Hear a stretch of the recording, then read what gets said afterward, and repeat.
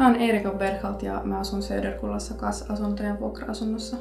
Talossa asuu ihan tosi paljon erilaisia ihmisiä, että on lapsiperheitä, iäkkäitä, vanhuksia, nuoria pariskuntia, vähän vanhempia pariskuntia, eli ihan niinku laidasta laitaa.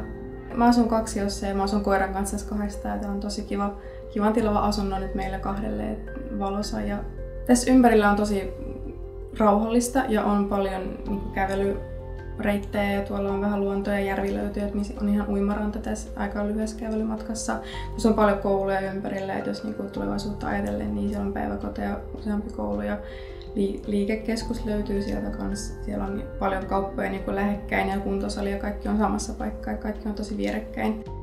Kun mä käyn Helsingistä näin sinne bussilla, niin tästä pääsee tosi helposti sinne. Tuossa on noin bussikulkuyhteydet tosi hyvät, tosi lähellä noin pysäkit tosta ja tosi monta pysäkkiä. Tässä on siis 2 taloa tässä, A- ja B-talo, ja meidän talossa on pesutupa ja kuivaushuone siinä yhteydessä ja viereisessä on sitten kaikille tarkoitettu sauna. Ja jokaiseen asuntoon kuuluu se oma vakiosaunavuoro, mikä on mun mielestä mahtavaa ja se kuuluu siihen vuokraan. Tänne kas-asuntoihin niin haku tapahtuu ihan niin kuin hakemuksen kautta, nettisivujen kautta. Täytin hakemuksen ja sitten sieltä tuli vastaus, että joo, että saat asunnon, mikä tuli mun mielestä oli tosi helppo, että pistin vaan sen hakemuksen ja siinä se.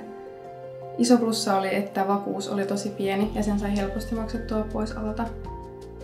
Mä oon tosi tyytyväinen ja voisin suositella ihan niin kuin kaikille.